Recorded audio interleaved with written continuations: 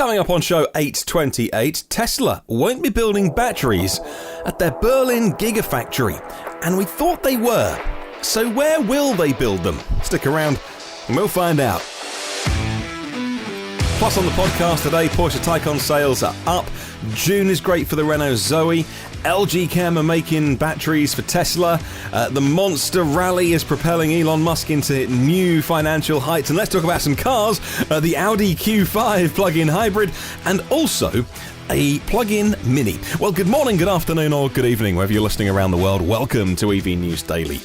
This is what happened on Friday, 3rd of July. My name is Martyn Lee, and I go through every EV story so you don't have to. Thank you as always to myev.com. They help me make this show. Couldn't do it without the gang, the guys and girls at myev.com. If you're in the US, check them out. Whether you're buying or selling, learning about EVs, whether it's about the cars, the specs, you're finding your dream car, or maybe it's time to upgrade and you're putting your car on there, then check out myev.com. Let's kick off with some news then about the Porsche Taycan. The sales in the US have seen some notable improvements in Q2 in 2020. Now, we know that everyone's been battling with COVID, post-COVID. It's not quite over yet. I'm aware of the news. We do get that over here. We are aware that in some parts of the US, there's issues with it not going away quick enough.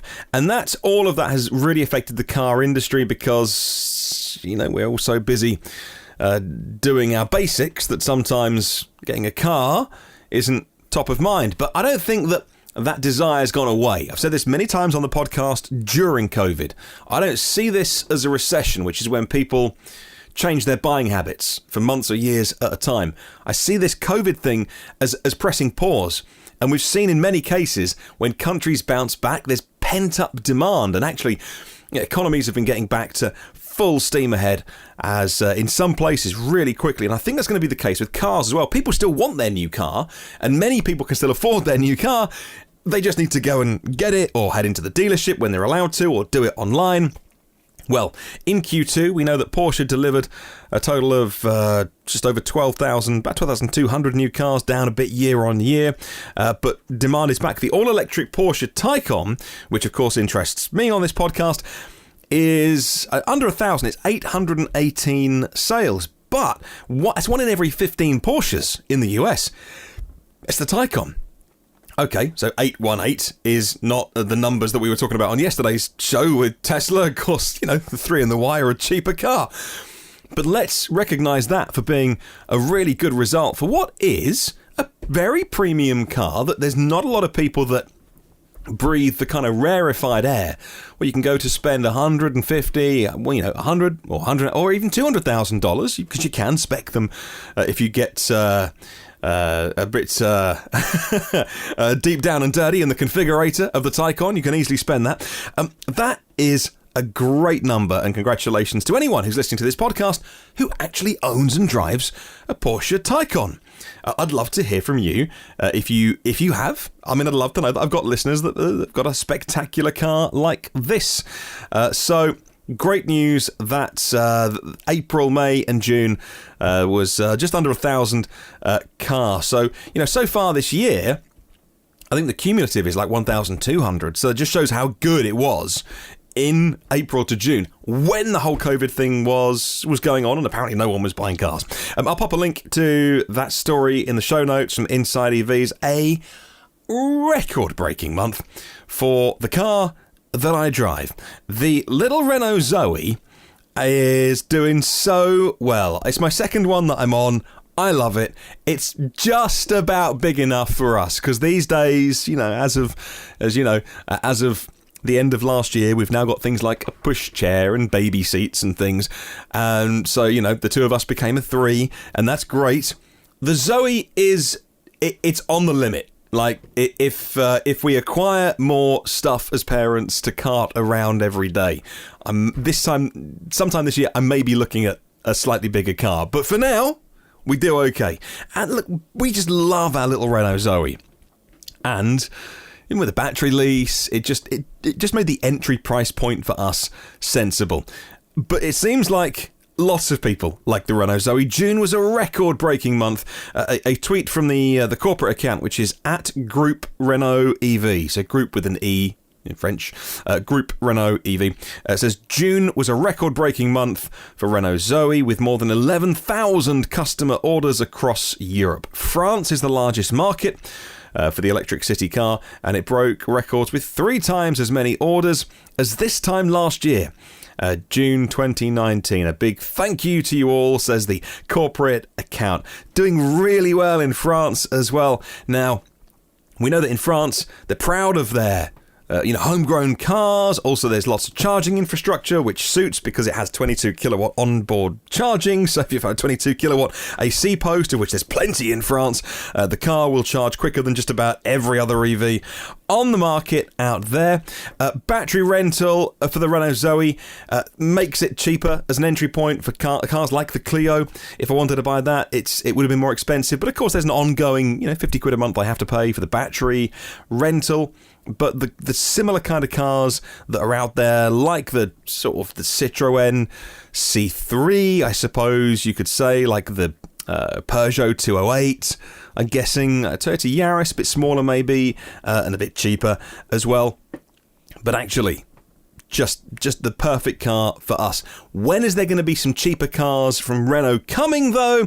Well, we know the Renault Twingo ZE and the Dacia Spring will be arriving end of this year, early next year, and that will really cement the kind of smaller city car budget models for Renault and their kind of offshoots as well. Battery rental, I should say, has all gone with the new Zoe. So the new Zoe ZE50, I think even with the 40 as well, because they still sell the 40.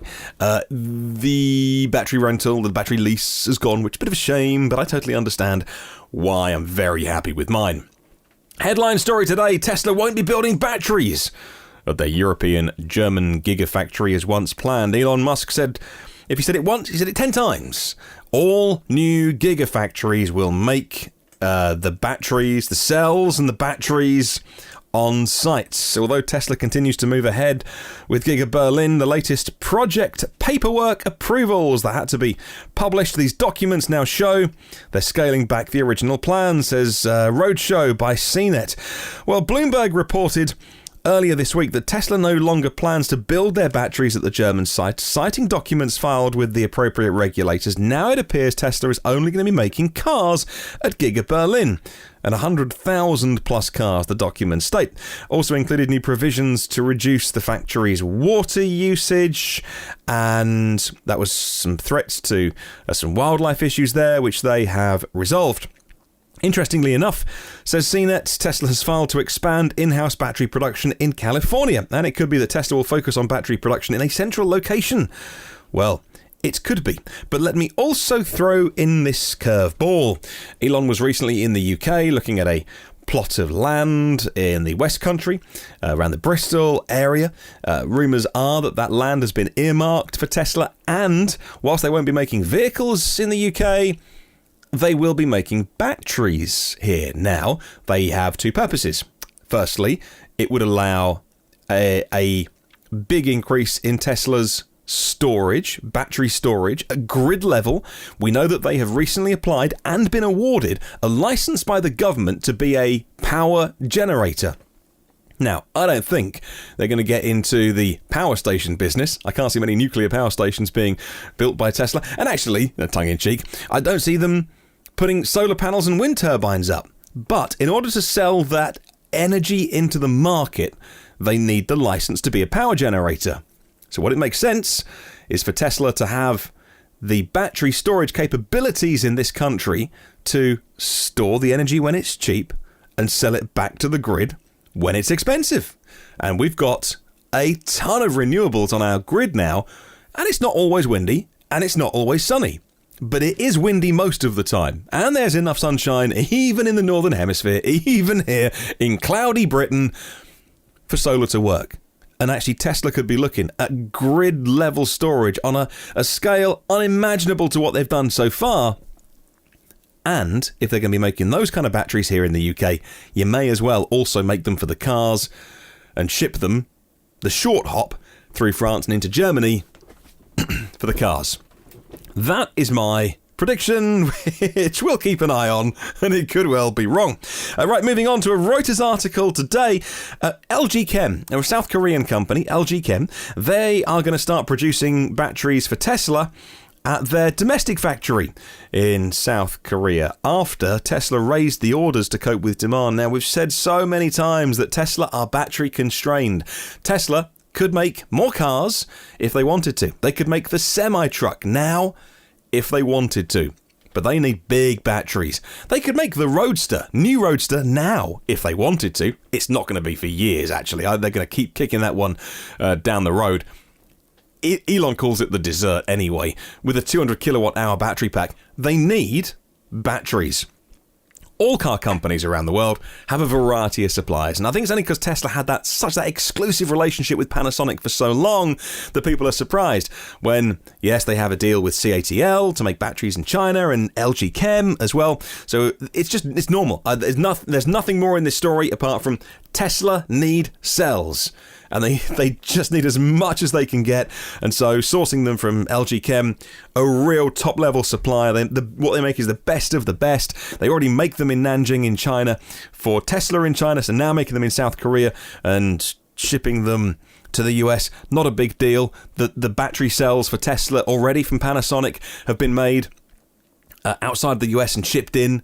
And so not a big deal to do that. They've got loads of experience in making their cells outside of the US and getting them into Nevada to make the cells into batteries, or maybe they'll be doing it in California with all the news we're hearing about their battery facilities, which we'll find out more about in September on Battery Day.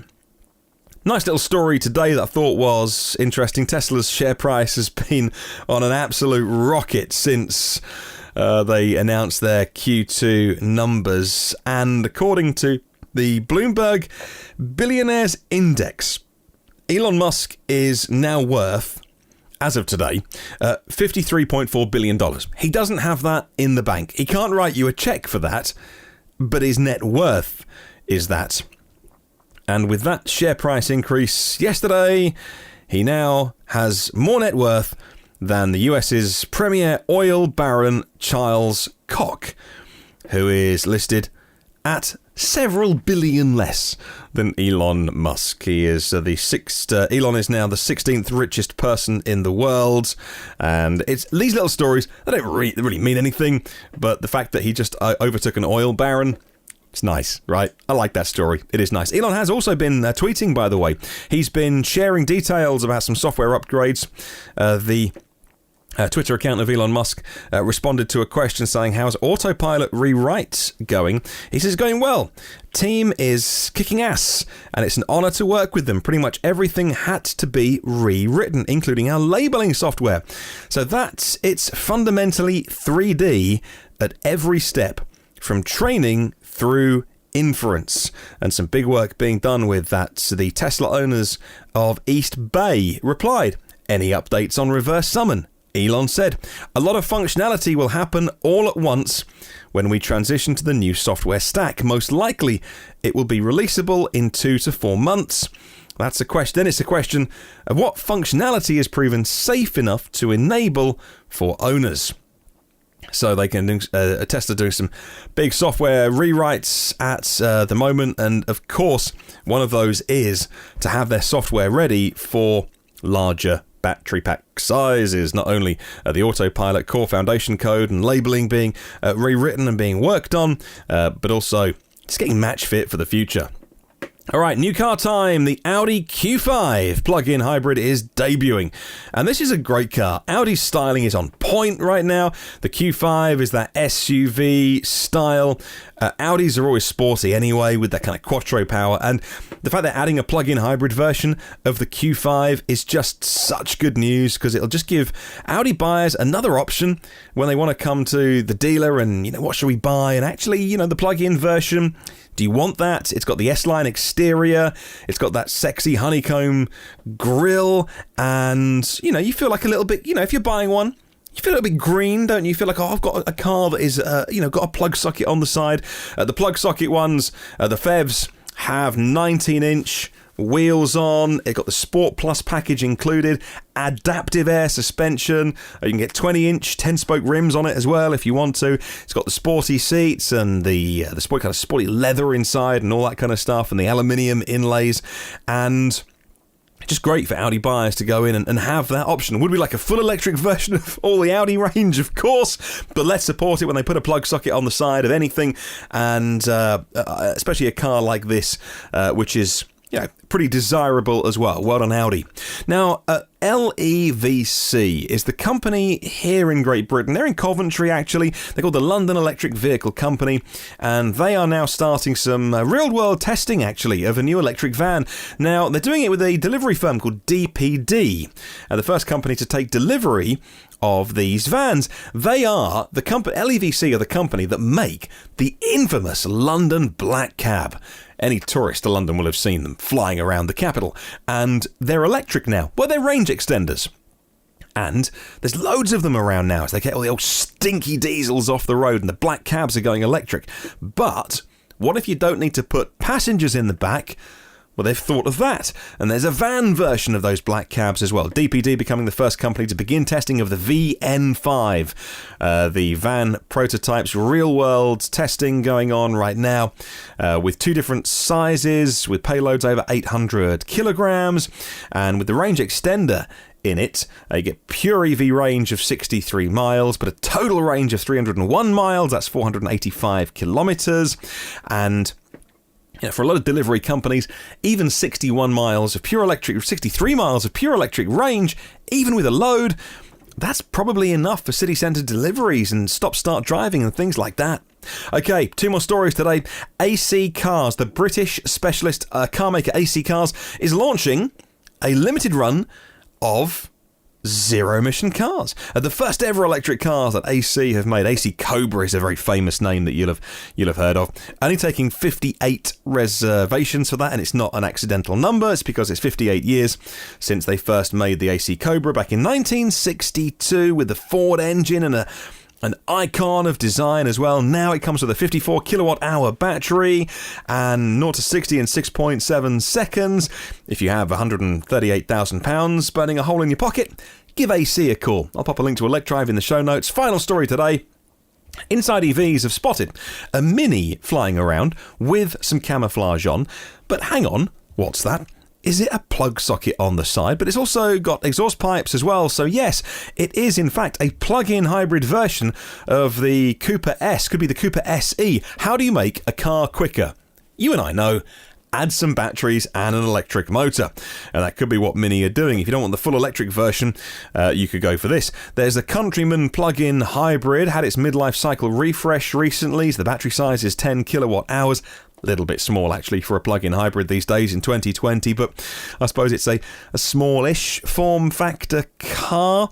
And what about a plug-in hybrid Mini Cooper SE? Loads of power, quick 0 to 60 time as well. Well, that's the speculation for this Mini that's been seen with both a filler cap and a plug socket on it as well. More options, more choice for consumers. It's what we want, right? And it's the dream. And these cars are finally hitting the market. I just get excited every day about this stuff. Thank you for bearing with my giddiness at times. If you want to email me about anything, feedback, what you think of the show, what you'd like me to cover, anything really, my personal address is hello@evnewsdaily.com. Leave a comment on the YouTube show if you want to.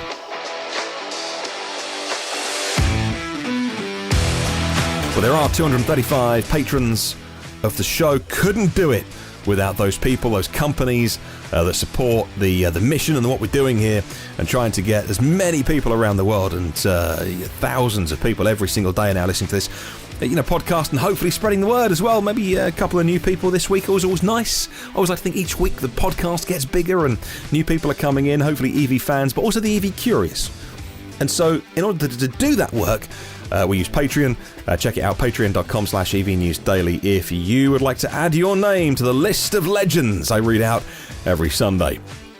I've got some premium partners, though, who I mention every day. Phil Roberts, Brad Crosby, Avid Technology, Ryan and the team here in the UK. Brightsmith Group for clean tech talent. Porsche, of the Village in Cincinnati, Audi of Cincinnati East, and Volvo Cars of Cincinnati East. Now, nationalcarcharging.com have joined up to support, and Aloha Charge, their Hawaiian sister company, as well. Thank you for listening today. Have a wonderful day and a wonderful weekend. If you're in the US, enjoy your 4th of July holiday weekends. Have fun, whatever you're doing. I'll be thinking of you. And remember, there is no such thing as a self-charging hybrid.